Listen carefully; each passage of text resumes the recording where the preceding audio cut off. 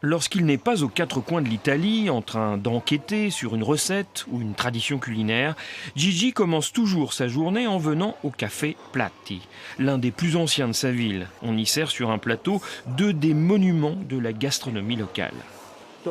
Turin est depuis toujours la ville du chocolat et du café. Parce que le géant du Lavazza y est né, parce qu'il y a de nombreux cafés historiques comme celui-ci. Et puis, plus récemment, vous savez ce qu'est un groupement slow food ? Eh bien, c'est un groupement de personnes qui cherchent à sauver des productions alimentaires en voie de disparition.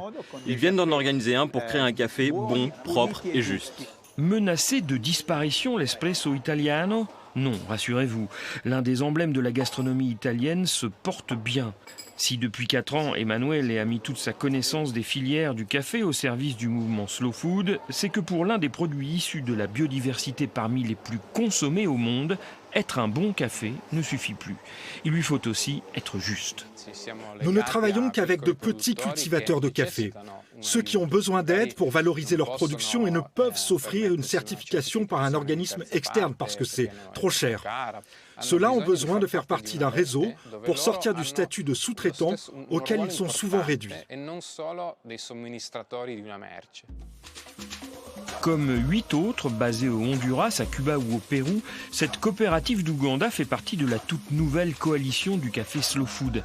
Un parcours vertueux qui commence par la définition en commun des protocoles de production, d'aide à la formation et au final d'une certification permettant aux producteurs d'être plus justement rémunérés.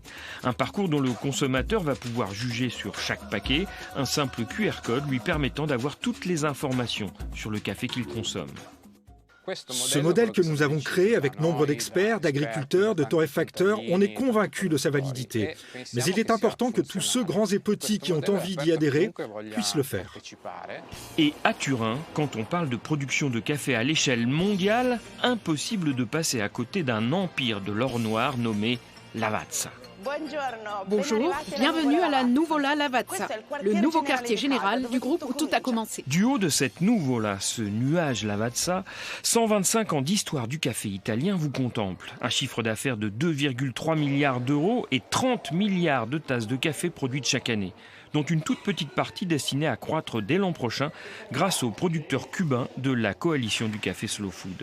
Alors ne rêvons pas, ce café bon, propre et juste ne coulera pas du jour au lendemain dans les quelques 80 millions de tasses d'espresso servies chaque jour en Italie. Mais en s'associant avec le numéro 1 du café italien, Slow Food a trouvé un allié de choix pour promouvoir son nouveau modèle.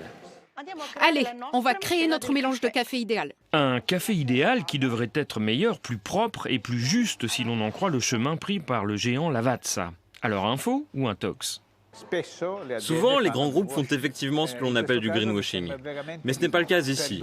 D'abord parce que Lavazza est dirigé depuis toujours par la même famille. Son moteur n'est pas le versement de dividendes à ses actionnaires. Pour l'instant, 6 cafés seulement portent le logo de la coalition Slow Food, beaucoup plus dès l'an prochain, promettons, y compris sur le marché français.